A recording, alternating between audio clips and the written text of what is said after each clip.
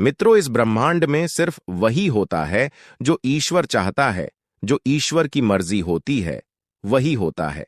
मनुष्य के जीवन में जो भी घटनाएं घटती हैं, जो कुछ भी उसके जीवन में अच्छा और बुरा होता है, वह सब विधाता द्वारा पहले से ही लिखा हुआ होता है, और भाग्य में जो लिखा है उसे कोई नहीं टाल सकता है। विधाता ने यदि आपके जीवन में सुख लिख दिया है तो आपको कोई दुख नहीं दे सकता। यदि उसने आपके जीवन में दुख लिखा है तो आपका चाहे जितना भी करीबी कोई हो, आपके दुख को बांट नहीं सकता है। मित्रों, जिस तरह से अंतरात्मा के दर्द को कोई नहीं समझ सकता, इसी तरह से आपके उस दर्द को कोई नहीं बांट सकता जो विधाता ने लिखा है।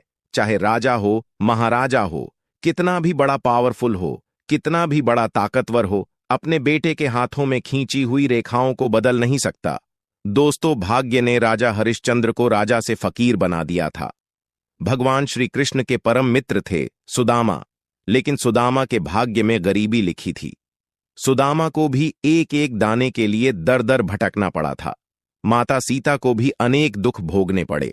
मित्रों, आज की कथा आप लोगों को रोने के लिए मजबूर कर देगी, जिसे सुनने के बाद आप लोगों के आंखों में आंसू आ जाएंगे और आप लोग सोचने पर मजबूर हो जाएंगे कि इतनी दर्द भरी कहानी है।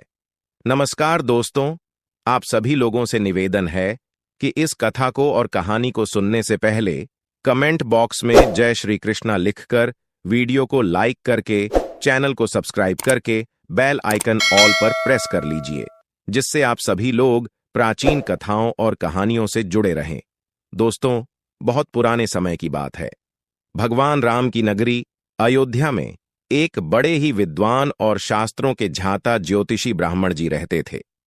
उस ब्राह्मण की अनोखी ज्योतिषी बहुत दूर दूर तक मशहूर थी और दूर दूर से लोग अपना भविष्य दिखाने के लिए उनके पास आते थे। वे जो ब्राह्मण थे वह बड़े ही ज्ञानी और महान ज्योतिषाचार्य थे। वे दूर से ही लोगों के माथे की रेखाओं को पढ़ करके उनका भाग्य बता देते थे कि तुम्हारे भाग्य में क्या लिखा है। वह ब्राह्मण ज्योतिषी जो थे, भूत, भविष्य और वर्तमान तीनों कालों का ज्ञान रखता था। एक दिन की बात है कि उस ज्योतिषी ब्राह्मण के घर में एक परम तेजस्वी और बहुत ही सुंदर एक पुत्र का जन्म हुआ। ब्राह्मण और उसकी पत्नी उस बालक को बड़े प्यार से पालन पोषण करने लगे और उसका नामकरण कर दिया। उसका नाम रोशन लाल रख दिया। धीरे धीरे समय बीतता गया और वह बच्चा बड़ा होता गया। उसकी जब 7 साल की आयु हो गई तो एक दिन रोशन लाल ने देखा कि उसके पिता के सामने औरत और आदमी बहुत से लोग बैठे हुए हैं और कुछ लोग लाइन लगाकर खड़े हुए हैं। उसके पिता बारी बारी से सभी का भाग्य देख रहे हैं। लोगों को भूत, भविष्य और वर्तमान के बारे में बड़े ही अच्छे ढंग से उसके पिता बता रहे हैं। जब रोशन लाल ने यह सब देखा तो उसे अपना भी भाग्य दिखाने की जागरूकता उसके मन में पैदा हो गई और इसी उत्सुकता के कारण वह अपने पिता के पास जाता है और कहता है कि हे पिताश्री, आप सभी लोगों का भाग्य देखते हैं और सबके भाग्य में क्या लिखा है यह भी उनको बताते हैं। आज आप मेरा भी भाग्य देख लीजिए और मुझे भी बताइए कि मेरे भाग्य में क्या लिखा है। अपने बेटे रोशन लाल की बात को सुनकर के ब्राह्मण जी कहने लगे कि हे पुत्र, अभी तुम बहुत छोटे हो, अभी तुम्हारी भाग्य दिखाने की अवस्था नहीं हुई है। जब तुम्हारी अवस्था थोड़ी और हो जाएगी तब मैं तुम्हारा भाग्य अवश्य देखूंगा और फिर मैं तुम्हारे भाग्य के बारे में तुमको सब कुछ बताऊंगा कि तुम्हारे भाग्य में क्या लिखा है और तुम आगे क्या हासिल कर सकते हो। जब वह बालक रोशन लाल अपने पिता के ऐसे वचन को सुनता है तो उसके मन में थोड़ा सा दुख होता है। धीरे धीरे समय बीतता गया। एक दिन वो ब्राह्मण अपने ही विचारों में खोया हुआ बैठा था। तभी क्या होता है कि वह जो बालक रोशन लाल था, वह ब्राह्मण का पुत्र खेलते खेलते उसके पास पहुंच गया और अपने पिता से अपना भाग्य देखने की जिद करने लगा। ब्राह्मण जी ने कहा, ठीक है, मैं तुम्हारा भाग्य देखता हूं, मेरे सामने आकर के तुम बैठ जाओ। इस तरह से उस ब्राह्मण ने अपने पुत्र से कहा और उसका पुत्र उसके सामने आकर के दोनों पैरों की टिहूनी तोड़कर दोनों हाथ फैलाकर बैठ जाता है। फिर ब्राह्मण जी अपने दोनों हाथों की मुट्ठी बांधकर और आंख को बंद करके अपने पुत्र का भाग्य देखने लगते हैं। फिर उस ज्योतिषी ब्राह्मण ने अपने ग्रंथ को खोला, फिर अपने पुत्र के मस्तक को देखा। जब उसने गणना की तो उस ज्योतिषी ब्राह्मण ने देखा कि मेरे पुत्र का विवाह एक नीच कुल और नीच जाति की कन्या के साथ होना लिखा है। जब उसने ये देखा तो ज्योतिषी ब्राह्मण सोचने लगा कि यह क्या होगा। मैं जाति से उच्च कुल का ब्राह्मण हूं और मेरे पुत्र का विवाह यदि नीच कुल में मछुआ से हुआ, यदि ऐसा हो गया तो मैं कहीं का नहीं रहूंगा। इस तरह से मैं किसी को मुंह दिखाने के काबिल भी नहीं रहूंगा। फिर वह कहता है, नहीं, मैं ऐसा कातपी नहीं होने दूंगा। जब मैं भाग्य देख सकता हूं तो मैं भाग्य को बदल भी सकता हूं। जब उस ज्योतिषी ब्राह्मण ने कुछ और गहराई से उस ग्रंथ को देखा और उसकी गणना की तो उसको पता चला कि गंगा के किनारे 30 कोस दूर पर एक मछुआरे का परिवार रहता है और उस परिवार में अब तक 5 लड़कियों का जन्म हो चुका है और जो मछुआरे की 5वीं कन्या है उसकी आयु मात्र अभी 9 माह की है और उसका नाम उस मछुआरे ने सुंदरी रखा है। मेरे बेटे का विवाह उसी लड़की से होगा, ऐसा मेरे पुत्र के भाग्य में लिखा है। उस ज्योतिषी ब्राह्मण ने सोचा, मैं अपने पुत्र के भाग्य को जरूर बदलूंगा। मैं इसमें समर्थ भी हूं और जब मैंने अपने पुत्र के भाग को देख ही लिया है तो मैं इसे बदल भी सकता हूं। फिर ब्राह्मण अपने मन में विचार करता है, मैं आज देखता हूं कि भाग्य बड़ा है या मैं बड़ा। फिर वो ज्योतिषी ब्राह्मण विधाता के लिखे विधान को बदलने के लिए चल देता है और चलते चलते उसी मछुआरे के पास पहुंच जाता है जहां उसका घर था। उस मछुआरे ने जब देखा कि अयोध्या के एक महान ज्योतिषी ब्राह्मण उसके दरवाजे पर खड़े हैं तो उस मछुआरे ने उस ज्योतिषी ब्राह्मण को बड़े ही आदर सत्कार के साथ अपने घर के अंदर ले गया और कहा कि मुझ जैसे गरीब की कुटिया में आप पधारे हैं, यह तो हमारे लिए बड़े सौभाग्य की बात है। ज्योतिषी ब्राह्मण ने मछुआरे की बात सुनी और कहने लगा कि हे मछुआरे, मैं किसी उद्देश्य से तुम्हारे पास आया हूं। मैं तुमसे यह जानना चाहता हूं कि क्या 9 महीने पहले तुम्हारे घर में किसी कन्या का जन्म हुआ है। फिर उस मछुआरे ने कहा कि हां ब्राह्मण देव, आज से 9 महीने पहले हमारे घर में एक पुत्री का जन्म हुआ है। फिर आगे वह ब्राह्मण कहता है, तुमने उस पुत्री का नाम सुंदरी रखा है। इतने में मछुआरा कहने लगा कि महाराज, आपने सत्य कहा। मैंने अपनी पुत्री का नाम सुंदरी रखा है क्योंकि उसके चेहरे का जो तेज है वह चंद्रमा के समान सुंदर है। इतनी रूपवती कन्या है कि आसपास उसके जैसी सुंदरता किसी में नहीं है, इसीलिए मैंने उस कन्या का नाम सुंदरी रखा है। मछुआरे की बात को सुनकर के वह ब्राह्मण कहने लगा कि देख मछुआरे, मैं तो त्रिकालदर्शी हूं। मैं तो इस रास्ते से जा रहा था तो मैंने देखा कि तुम्हारे घर में बड़ा घोर संकट आने वाला है। जो यह तुम्हारी सबसे छोटी पुत्री सुंदरी है, जब तक तुम्हारे घर में ये रहेगी तब तक तुम्हें पुत्र की प्राप्ति नहीं हो सकती। अगर घर में तुम पुत्र खेलता हुआ देखना चाहते हो तो तुम्हें अपनी छोटी पुत्री को अपने घर से दूर भगाना होगा। तभी मछुआरे की पत्नी उस कन्या को गोद में लेकर पहुंच आती है और उसकी पत्नी भी बातों को सुनने लगती है। ज्योतिषी ब्राह्मण की ऐसी बात को सुनक के वह मछुआरा कहने लगा कि महाराज, अभी तो ये नवजात बालिका है, इसकी आयु भी अभी 9 माह की है। मैं इसे ऐसी हालत में कहां छोड़ सकता हूं। फिर उस ज्योतिषी ब्राह्मण ने कहा कि देख मछुआरे, इसमें मैं तुम्हारी सक्ता भी कर सकता हूं। मेरी कोई पुत्री नहीं है। तुम एक काम करो, तुम अपनी इस कन्या को मुझको दे दो। मैं इसका पालन पोषण तुमसे भी अधिक अच्छी तरह से करूंगा और जब यह बड़ी हो जाएगी तो मैं अच्छा सा कोई घर ढूंढ करके, इसके लायक बर ढूंढ करके इसका विवाह कर दूंगा। मित्रों, वह मछुआरा पुत्र की लालसा में अपनी पत्नी से बात करके उस नवजात पुत्री को उस ज्योतिषी ब्राह्मण को दे देता है। ऐसा जब होता है तो वो ब्राह्मण मन ही मन बड़ा प्रसन्न होता है और उस छोटी की कन्या को लेकर के वह वहां से चल देता है। चलते चलते ज्योतिषी ब्राह्मण सोचने लगता है कि अगर मैं इस कन्या का गला दबा करके यदि मैं इसे मार देता हूं तो मासूम बच्ची को मारने का मुझे पाप लगेगा। उस कन्या से छुटकारा पाने के लिए वह ज्योतिषी एक बुढ़िया के घर पास पहुंचता है और कहता, हे माता, आपके पास कोई छोटा सा बक्सा है तो मुझे दे दीजिए। फिर वह औरत उस ब्राह्मण को देख करके उसे एक छोटा सा बक्सा लाकर दे देती है। फिर उस बक्से में उस नवजात कन्या को वह रख करके उसे मां गंगा के जल में प्रवाहित कर देता है और सोचने लगता है कि यह बक्सा कुछ देर के बाद जल में डूब जाएगा। इस तरह से मेरा पीछा भी छूट जाएगा, ना रहेगा बांस और न बजेगी। बांसुरी दोस्तों, परंतु दुनिया में ऐसा कोई व्यक्ति है जो किसी के भाग्य को बदल सकता है, क्योंकि उस लड़की के भाग्य में अभी जीना लिखा था। इसी कारण से वह बक्सा गंगा के जल में नहीं डूबता है और मां गंगा उसे बहाते बहाते एक गांव के किनारे पर लगा देती है। उधर उस गांव का एक पंडित सुबह सुबह स्नान करने के लिए आता है, तो उस पंडित की नजर उस बक्से पर पड़ जाती है। पंडित जब उस बक्से को देखता है, वह उठा करके उस बक्से को खोल करके देखता है, तो बक्से के अंदर एक बहुत ही सुंदर कन्या उसमें लेटी हुई थी। अपने पैरों के अंगूठे को वह कन्या लेटे लेटे पी रही थी। वह पंडित संतानहीन था और मां गंगा से रोज संतान की प्राप्ति के लिए वह प्रार्थना करता था। उस बच्ची को देख करके वह सोचने लगा कि मां गंगा ने आज उसकी सुन ली और यह कन्या मेरी संतान बनने के लिए मां गंगा ने भेजा है। मां गंगा ने मेरी प्रार्थना को स्वीकार कर लिया है। इस तरह से उस पंडित ने उस कन्या को लेकर के अपने घर के लिए चल देता है। जब वह पंडित अपने घर पहुंचता है और उस कन्या को अपनी पत्नी को दिखाता है, तो उसकी पत्नी कहती है कि आप किसकी पुत्री को लेकर के आए? ये बड़ी ही सुंदर और रूपवान पुत्री है। पंडित जी कहने लगे कि मां गंगा ने हमारी प्रार्थना सुन ली। इतने वर्षों से मैं संतान के लिए मां गंगा से प्रार्थना कर रहा था और इस कन्या को हमारी संतान के रूप में मां गंगा ने हमारी झोली में डाल दिया है। आज से यह हमारी इकलौती पुत्री है। हम इसका बड़े अच्छे से लालन पालन करेंगे और अच्छे अच्छे इसको संस्कार देंगे। इसे किसी भी चीज की कोई कमी नहीं होने देंगे।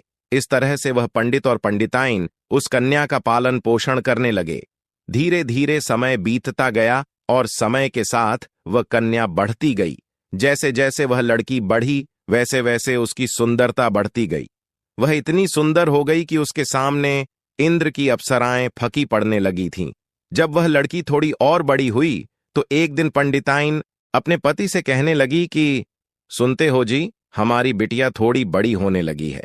अब इसके विवाह की उम्र हो चली है, इसलिए कोई अच्छा सा वर ढूंढ करके अपनी बेटी की शादी कर देना चाहिए। पत्नी की बात को सुनकर के वे पंडित जी अपनी इकलौती पुत्री के लिए वर ढूंढने के लिए अपने घर से निकल जाते हैं। जब आसपास कोई योग्य वर नहीं मिलता, तो पंडित जी अपनी पुत्री के वर की तलाश करते करते वह अयोध्या नगरी में पहुंच जाते हैं।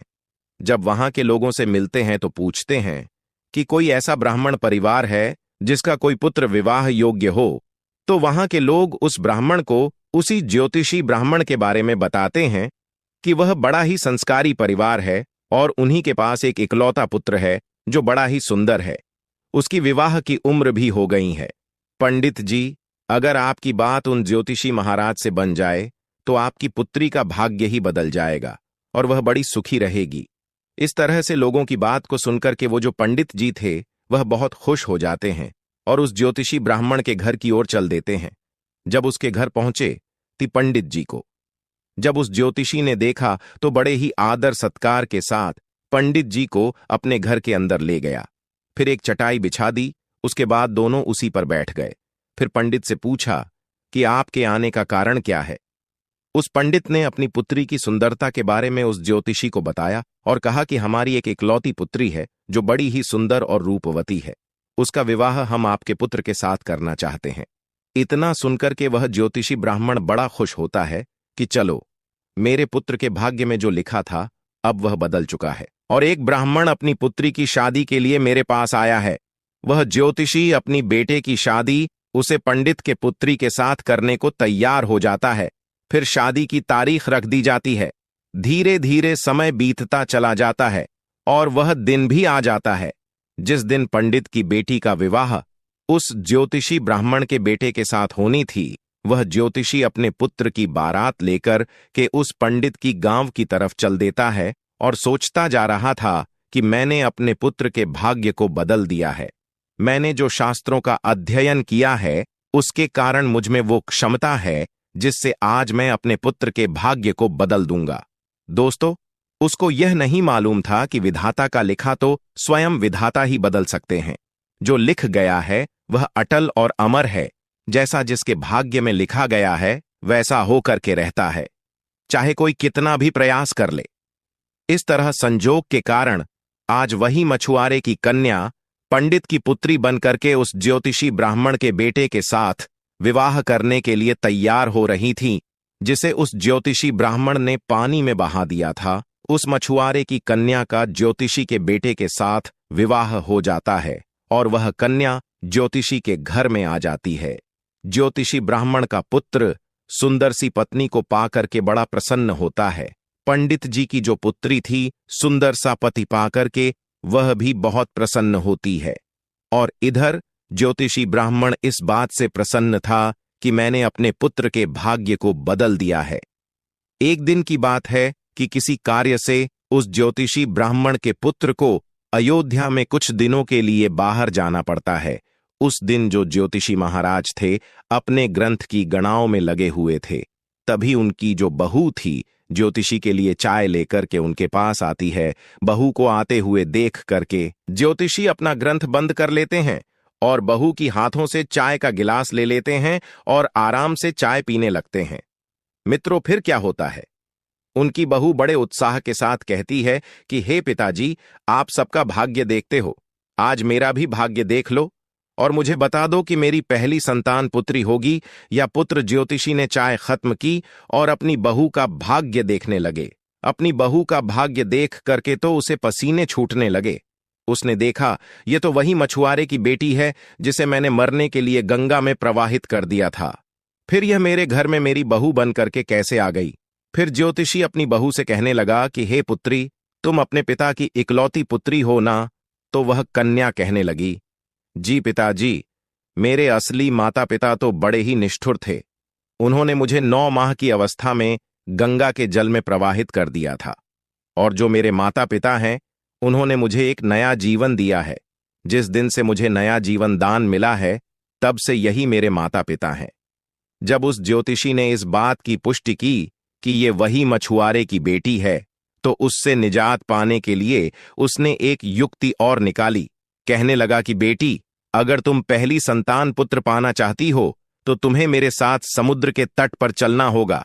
जब दोनों ससुर और उसकी बहू समुद्र के तट पर पहुंचते हैं तो ज्योतिषी ने अपने हाथ से एक अंगूठी निकाली और उस अंगूठी को दिखाते हुए उसने समुद्र में फेंक दिया और कहा कि बेटी, जिस दिन तुम्हें यह अंगूठी मिल जाए और जिस दिन तुम इस अंगूठी को ढूंढ लोगी, उसी दिन तुम अपने घर पर आ सकती हो।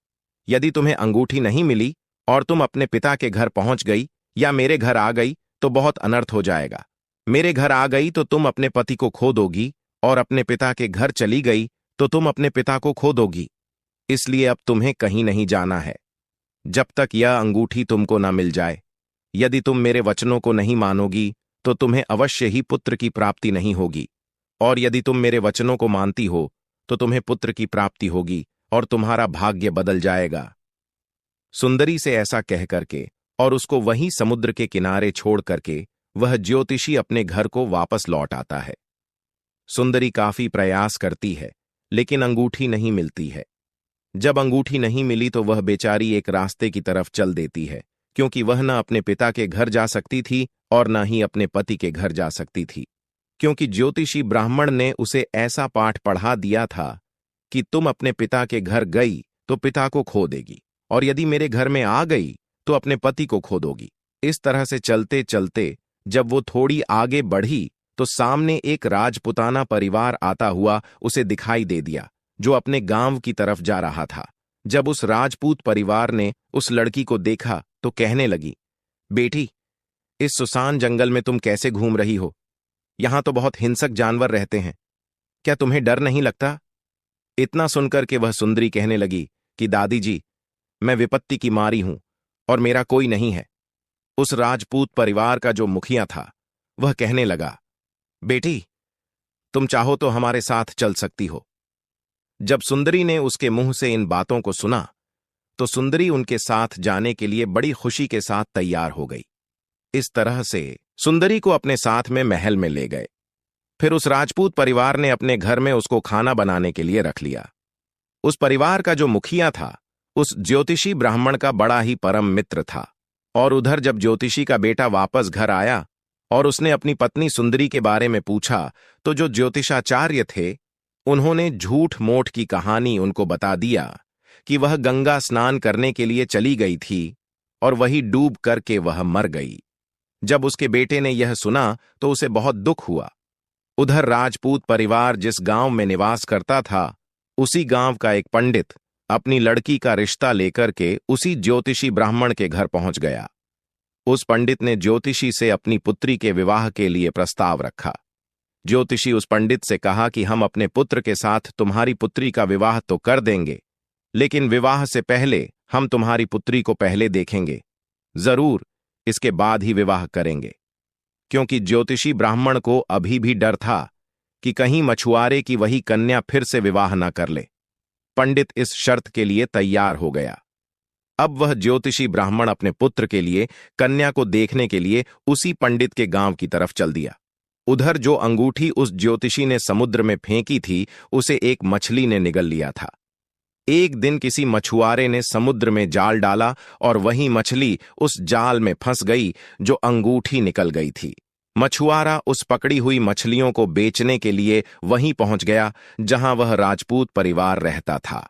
परिवार के मुखिया को मछली खाना बड़ा पसंद था, इसलिए उस राजपूत ने उस मछुआरे से कुछ मछलियों को खरीद लिया और उन मछलियों को ले जाकर के उसने सुंदरी से कहा कि बेटी, क्या तुम मेरे लिए इन मछलियों को पका दोगी? सुंदरी ने कहा कि पिताजी, मैं मछलियों को खाती तो नहीं हूं, लेकिन आपके लिए जरूर बना दूंगी। और इस प्रकार से वह मछलियां लेकर के रसोई में काटने लगी। जब उस सुंदरी ने एक मछली को काटा तो उसके पेट में वही अंगूठी मिली जो ज्योतिषी ब्राह्मण ने समुद्र में फेंक दिया था। उस मछली के पेट से निकाल करके जमीन पर वह अंगूठी गिर गई। जब सुंदरी ने उस अंगूठी को देखा तो वह पहचान गई और उस अंगूठी को पाकर के बड़ी प्रसन्नता उसको हुई। उधर वह ज्योतिषी ब्राह्मण अपने पुत्र को लेकर के पंडित के गांव में पहुंचा तो अपने बेटे से कहा कि बेटा, इस गांव में हमारे एक परम मित्र रहते हैं, हम पहले उनके पास चलते हैं, इसके बाद हम उस घर में चलेंगे जहां तुम्हारी दूसरी सदी करवानी है। मित्रों, फिर क्या होता है, वह ज्योतिषी ब्राह्मण अपने बेटे के साथ में उस राजपूत परिवार के घर में पहुंच जाता है। राजपूत ने जब अपने मित्र को आते हुए देखा तो वह बड़ा प्रसन्न हुआ और उनका स्वागत सत्कार किया, उन्हें अपने घर के अंदर ले गया। फिर उसने सुंदरी को आवाज दी कि बेटी, हमारे बड़े घनिष्ठ मित्र आए हैं, जरा इनके लिए भोजन पानी की कोई व्यवस्था करो। सुंदरी ने जब पानी लेकर के आई तो उस ज्योतिषी ब्राह्मण को देखा। ज्योतिषी ने अपनी बहू सुंदरी को देखा और जब ज्योतिषी के बेटे ने सुंदरी को देखा तो अपने पिताजी से कहने लगा कि पिताजी, आपने मुझसे झूठ क्यों कहा कि सुंदरी मर गई है? मेरी पत्नी अभी जिंदा है और मेरी पत्नी इसी समय आपके सामने खड़ी हुई है, और यह जानते हुए भी आपने मेरा विवाह किसी दूसरी कन्या के साथ करने को कह रहे हैं। दोस्तों, फिर ज्योतिषी ब्राह्मण कहने लगा, पुत्र, मैं भटक गया था। मैं विधाता के लिखे भाग्य को बदलने के बड़े प्रयास किए और मैं बड़ा नीच कर्म कर बैठा। मैंने बड़ा ही प्रयास किया कि मैं उस भाग्य को बदल दूं। फिर उसने पूरी कहानी सभी के सामने सुना दी और कहने लगा कि मुझे अपनी शास्त्र विद्या पर बहुत ही घमंड हो गया था। इसी कारण से मैं विधाता के लिखे हुए भाग्य को मिटाने के लिए चला था। मैंने लाख कोशिश की, बड़ा प्रयत्न किया, लेकिन वही हुआ जो तुम्हारे भाग्य में लिखा था। जिसके भाग्य में जैसा लिखा है वो होकर के ही रहता है। मित्रों, इस तरह से इस वीडियो को देख करके आपको यह पता चल गया होगा कि जिसके भाग्य में जो लिखा है उसको बदला नहीं जा सकता मित्रों। लेकिन सबसे आवश्यक बात यह है कि भाग्य के भरोसे बैठना भी नहीं चाहिए। मनुष्य का सबसे परम कर्तव्य होता है कि कर्म करना, उसे हमेशा कर्म करते रहना चाहिए, भाग्य के भरोसे नहीं बैठना चाहिए। इस तरह से उस ज्योतिषी ब्राह्मण ने लाख प्रयास किया, लेकिन अपने पुत्र के भाग्य को वह नहीं बदल सका, क्योंकि जो विधाता जिसके भाग्य में जैसा लिखता है वैसा होकर के ही रहता है। लेकिन इसका मतलब यह नहीं है कि कर्महीन होकर के भाग्य के भरोसे बैठ जाओ। व्यक्ति का कर्म करना उसका धर्म है, इसलिए भाग्य के सहारे ना बैठ करके व्यक्ति को हमेशा कर्म करते रहना चाहिए और हमेशा सद्मार्ग पर चलना चाहिए। अगर यह कथा आप लोगों को पसंद आई हो तो वीडियो को लाइक करके, चैनल को सब्सक्राइब करके बेल आइकन ऑल पर प्रेस कर लीजिए, जिससे आध्यात्मिक जानकारी आप लोगों को सबसे पहले मिल सके। और कमेंट बॉक्स में जय श्री कृष्ण और हर हर महादेव अवश्य लिख दीजिएगा। दोस्तों, वीडियो को पूरा देखने के लिए आप सभी लोगों का धन्यवाद।